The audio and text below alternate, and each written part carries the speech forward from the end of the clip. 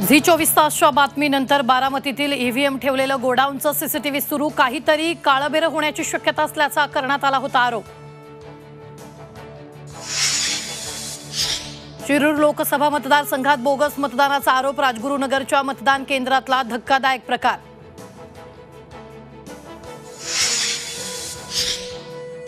पारनेरमध्ये भाजपनं पैसे वाटल्याचा लंकेश समर्थकांचा आरोप, पाकिटातून पैशांचा प्रसाद वाटल्याचं रोहित पवारांची पोस्ट, पैसे वाटपाची चौकशी करण्याची शरद पवार गटाची मागणी।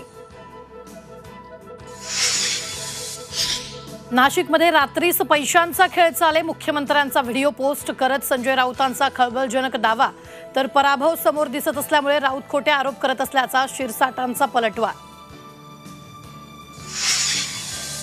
लोकसभा निवडणुकीच्या चौथ्या टप्प्यासाठी राज्यात दुपारी 3 वाजेपर्यंत 42.35% मतदान, तर देशातही मतदानाचा उत्साह, आतापर्यंत 52.60% मतदान।